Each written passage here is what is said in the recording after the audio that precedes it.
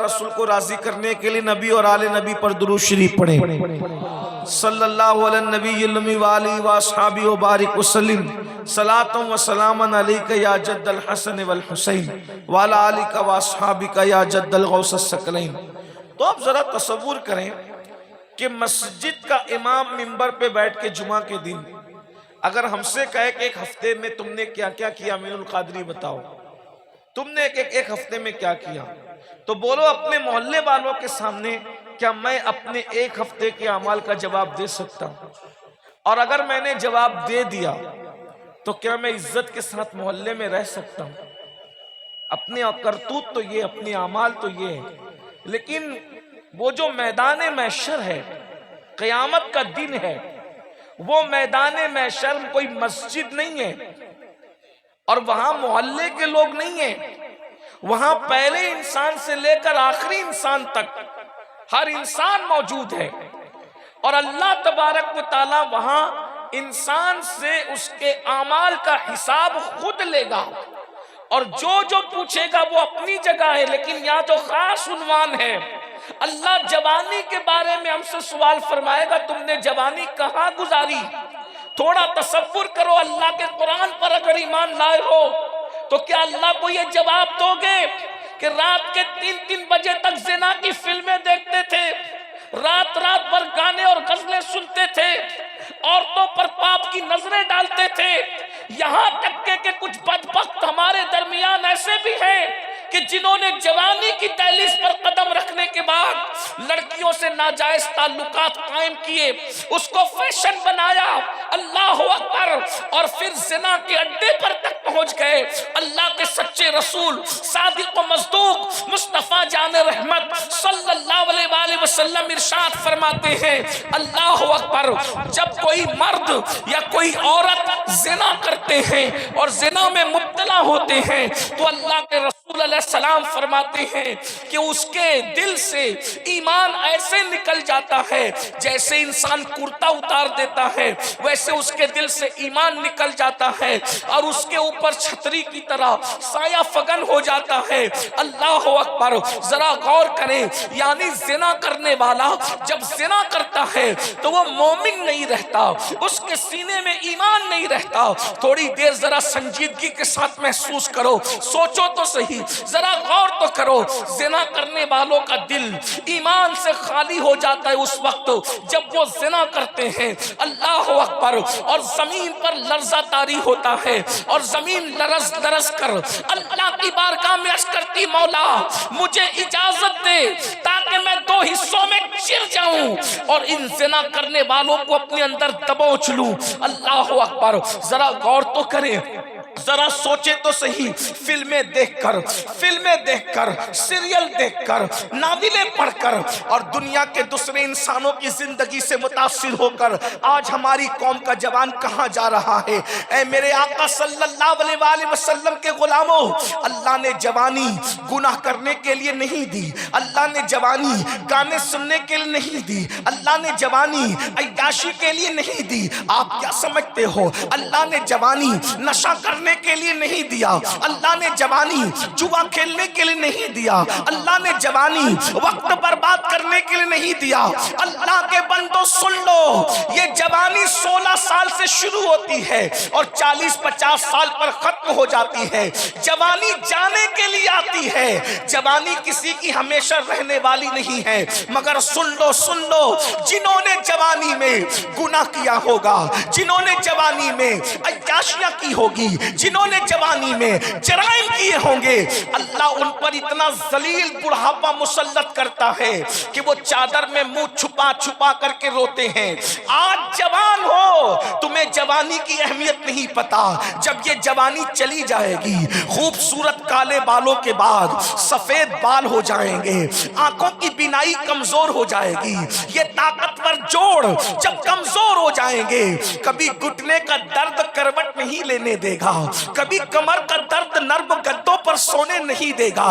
اس وقت جوانی میں کیے ہوئے جرائم کی جب قدرت تمہیں سزا دے گی، اللہ اکبر، بستر میں منہ چھپا کر کے رو گے، اپنے اپنی جوانی کو یاد کرو گے، بلکہ یہاں تک فرمایا گیا جو جوانی میں پاپ کرتے ہیں، اللہ کے غضب کو چیلنج کرتے ہیں، اللہ کے غضب کو دعوت دیتے ہیں، اللہ ان پر اتنا بدترین بڑھاپا مسلط کرتا ہے کہ وہ موت مانگتے ہیں تو ان کو موت بھی نہیں آتی، اللہ ان کو رسوا کر دیتا ہے۔ اے میری قوم کے جوانوں، اللہ نے جوانی دی ہے، خدا کے لیے اس کی قدر کر لو، اس کی اہمیت جان لو۔ یہ جوانی پاپ کے لیے نہیں، فیشن کے لیے نہیں، کھیل کود کے لیے نہیں، جوؤں کے اڈوں کے لیے نہیں، گانے میوزک کے لیے نہیں، ڈیجوں کے لیے نہیں، آوارگی کے لیے نہیں۔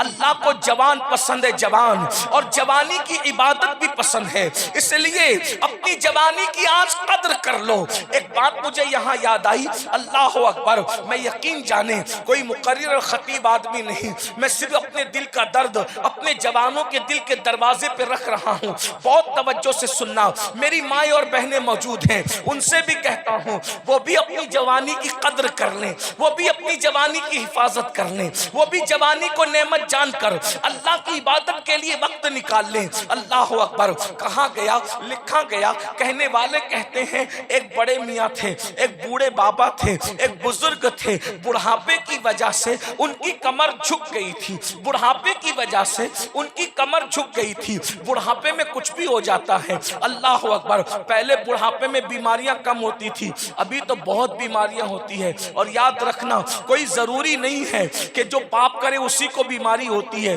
جو نہیں کرتا ہے اس کو بھی ہوتی ہے، اور جو کرتا ہے اس کو بھی ہوتی ہے، اللہ کی شان ہے، لیکن کرنے والوں کو زیادہ ہوتی ہے۔ اللہ اللہ اللہ اکبر، بڑے میاں ہیں، ان کی کمر جھک گئی ہے، جھکی ہوئی کمر سے کہیں جا رہے ہیں، ایک نوجوان لڑکے نے دیکھا، دیکھنے کے بعد اس بڑے میاں کا مذاق اڑانا چاہا، اس بڈھے بابا کا مذاق اڑانا چاہا۔ آج کل کے نوجوان چھوکرے علماء کا مذاق اڑاتے ہیں، بڑے میاں لوگ کا مذاق اڑاتے ہیں، بوڑھی عورتوں کا مذاق اڑاتے ہیں۔ سن لو، بڈھے لوگوں کا مذاق مت اڑاؤ، بوڑھوں کا مذاق مت اڑاؤ۔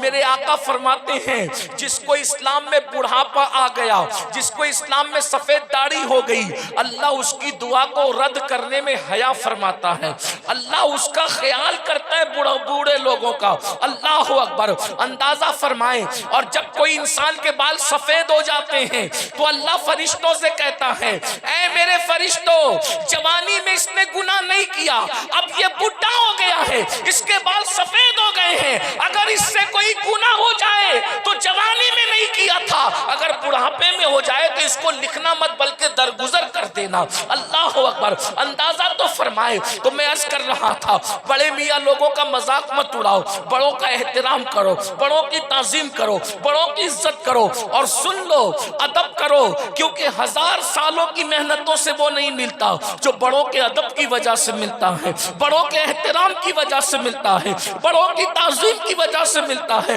بڑے میاں کا مذاق اڑانے کا اس نوجوان لڑکے نے سوچا، بڑے میاں کی کمر جھکی ہوئی تھی، بڑے میاں سے پوچھنے لگا بابا کیا ڈھونڈ رہے ہو؟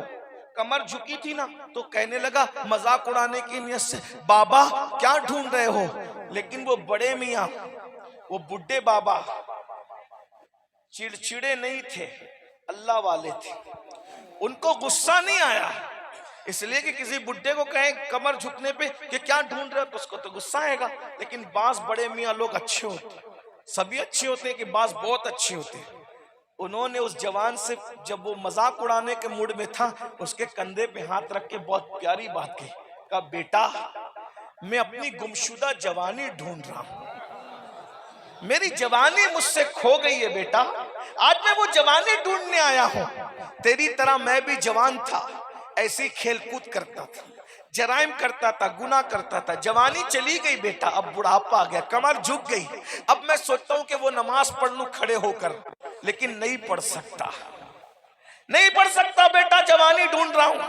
اب سوچتا ہوں کہ میں بھی عبادت کے لیے ٹائم نکال لوں، لیکن اب میں وہ جوانی نہیں پاتا، میں جوانی ڈھونڈ رہا ہوں بیٹا، وہ چلی ہوئی جوانی چلی گئی، جوانی میں ڈھونڈ رہا ہوں، میں ڈھونڈتا ہوں کاش کہ وہ وقت واپس آئے، وہ وقت لوٹ آئے، وہ وقت پھر سے مل جائے، لیکن افسوس گیا وقت کہاں ہاتھ آتا ہے۔ اور اس جوان کی انہوں نے اصلاح کر دی، کہا بیٹا ہم جوان تھے، جوانی گزر گئی، ہم پچھتا رہے ہیں، تمہارے پاس جوانی موجود ہے، اس کی قدر کر لو، اس کی قدر کر لو تاکہ تم نہ پچھتاؤ۔ میں بھی اپنے جوانوں سے کہتا ہوں آج جوان ہو، طاقت ہے، قوت ہے، جوا کھیل کر کے جوانی کو برباد مت کرو۔ اللہ اکبر۔ میرے بھائیوں، میرے جوانوں، یہ جوا تمہیں برباد کرے گا، تمہاری دولت کو داؤ پر لگا دے گا۔ ابھی یار ایک چانس لے لو، ابھی ایک چانس لے لو۔ اس لالچ میں انسان گھر کے برتن تک بیچ دیتا ہے۔ سن لو، اپنے مذہب میں جوے کی اجازت نہیں ہے۔ قرآن کہتا ہے یا ایھا الذین آمنوا انما الخمر والمیسر والانصاب والازلام رجس من عمل الشیطان فاجتنبوه لعلکم تفلحون۔ اے ایمان والو، اللہ اکبر، شراب اور جوے سے بچو۔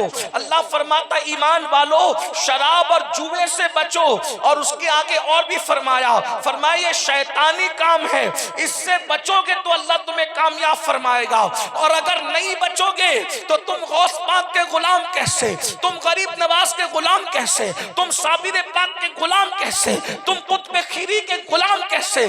اللہ اکبر۔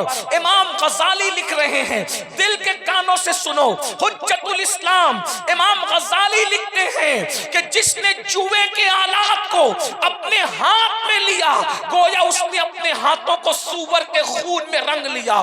جس نے جوے کے آلات کو، موبائل میں 3 پتی گیم کھیلنے والوں، ایک دوست کلکتہ میں بیٹھا، ایک سعودی میں بیٹھا، ایک لکھیم پور میں بیٹھا، ایک لکھنؤ میں بیٹھا، سب مل کر انٹرنیٹ کی وجہ سے جو ہے وہ جوا کھیلتے ہو۔ سن لو قیامت کے دن تمہارے ہاتھ جوا کھیلنے والوں، غزالی کے قول کے مطابق سور کے خون میں رنگے ہوں گے، خنزیر کے خون میں رنگے ہوں گے۔ اب تمہارا نقصان کیا ہوگا، اس نقصان کو بھی سن لو۔ یہ جلسے میں حضرت پیر سید وجیہ الدین صاحب موجود ہیں، علماء موجود ہیں، مشائخ موجود ہیں، مرکزی صاحب موجود ہیں، شورا موجود ہیں۔ بولو تمہاری تمنا ہے جلسہ ختم ہو تو ہاتھ چومے، جلسہ ختم ہو تو ہاتھ چومے، یہی نا؟ اور جن کو ہاتھ چومنے کا موقع مل جائے، سیدوں کا، علماء کا، نائبین رسول کا، آل رسول کا، کئی دن تک خوشی مناتے ہیں۔ ہم جلسے میں گئے تھے، فلاں سید صاحب کے ہاتھ چومے، فلاں عالم صاحب کے ہاتھ چومے، بولو ہے کہ نہیں؟ اور اللہ اکبر، یقیناً ہاتھ چومنے کی برکتیں بھی ہے۔ ارے یہ برکت ہے، ایک ظالم بادشاہ نے امام حسن بصری کے ہاتھ چومے، اللہ تعالیٰ نے ہاتھ چومنے کی برکت سے اس بادشاہ کی مغفرت کر دی۔ بتاؤ حسن بصری کے ہاتھ چومنے کا یہ ثواب ہے تو امام حسن کے ہاتھ کا کیا عالم ہوگا؟ اور جب حسن کے ہاتھ کی یہ شان ہے تو ان کے بابا علی کے مرتضیٰ کے ہاتھوں کی شان کا عالم کیا ہوگا؟ نعرہ تکبیر، نعرہ رسالت۔ اور جب مولا علی کے ہاتھوں کا یہ عالم ہے تو مصطفیٰ جان رحمت کے ہاتھوں کا عالم کیا ہوگا؟ اے میری قوم کے جوانوں، جوا کھیلنے والوں، سن لو، جلسے میں تو سیدوں کے اور علماء کے ہاتھ چومنے ملتے ہیں، میدان محشر میں مصطفیٰ جان رحمت کے ہاتھ چومنے ملیں گے۔ حضور علیہ السلام فرماتے میں اپنی امت سے مصافحہ کروں گا۔ اس پر بنتا تھا کہ سنی سبحان اللہ کہیں۔ بات کتنی بڑی ہے، بات کتنی بڑی ہے۔ یہ بھی المیہ ہے کہ کہاں بولنا چاہیے کہاں نہیں بولنا چاہیے، میری قوم کو ابھی تک سمجھ نہیں آیا۔ اگر یہ بات میں صوفیوں کے مجمع میں کہتا تو صوفی لوگ اٹھ کر کے رقص کرتے کہ میں نے کیا کہا کہ قیامت میں رسول اللہ مصافحہ کریں گے، قیامت میں رسول اللہ مصافحہ کریں گے۔ عاشقوں سے پوچھو تو وہ کہیں گے کہ قیامت میں بھی قیامت ہوگی جب حضور اپنی امت سے مصافحہ کریں گے۔ واہ واہ واہ، زندہ باد زندہ باد۔ محشر میں بھی محشر ہوگا، محشر میں بھی محشر ہوگا کہ حضور اپنی امت سے مصافحہ کر رہے ہیں۔ اب بتاؤ جب حضور سب سے مصافحہ کریں گے تو جو جوا کھیلنے والے وہ حضور سے مصافحہ کر پائیں گے؟ کیوں نہیں کر پائیں گے؟ کیونکہ ان کے ہاتھ جوا کھیلنے کی وجہ سے سور کے خون میں رنگے ہوئے ہیں، خنزیر کے خون میں رنگے ہوئے ہیں۔ میرے بھائی اگر آپ کے ہاتھ مٹی میں بھرے ہوئے ہیں تب آپ تب آپ اپنے عالم سے مصافحہ نہیں کر سکتے۔ مٹی والے ہاتھ وہ کر سکتے ہو نہیں، مٹی والے ہاتھ لے کر نائب رسول سے مصافحہ نہیں کر سکتے، آل رسول سے مصافحہ کر سکتے۔ تو سور کے خون میں جب جوا کھیلنے کی وجہ سے ہاتھ رنگے ہوئے، چھپ چھپ کر کھیلتے ہو نا جوا، آپ مولوی کو دھوکہ دے سکتے ہو، مولا کو بھی دھوکہ دے پاؤ گے، اپنے مسجد کے امام کو دھوکہ دے سکتے ہو، کیا امام الانبیاء کو بھی دھوکہ دے پاؤ گے؟ کتنا بھی چھپ کر گناہ کرو، قرآن کہتا ہے ان اللہ کان علیکم رقیبا، اللہ تم پر کڑی نگرانی کر رہا ہے۔ اور یہ جوا ہارو گے تو برباد، اور اگر جیت گئے تو اس سے بڑے برباد۔ کیوں؟ کیونکہ جیت گئے تو حرام، کپڑا پہنا تو جوے کے پیسے کا خریدا ہوا کپڑا جب تک بدن پر ہے، اللہ تمہاری نہ کوئی نماز قبول کرے گا نہ کوئی دعا قبول کرے گا۔ اگر جوے کے پیسے سے تم نے گھر بنایا تو جب تک ایک بھی باقی رہے گی اللہ کمانے والے پر، اس اینٹ رکھنے والے پہ لعنت فرماتا رہے گا۔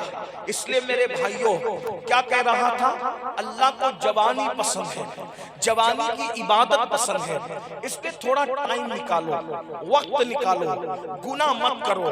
اور ایک بات یاد رکھنا، اگر جوانی میں گناہ نہیں کرو گے تو اللہ تمہیں بڑھاپا اتنا عزت دار عطا کرے گا کہ لوگ تمہاری تعظیم کریں گے، لوگ تمہارا احترام کریں گے۔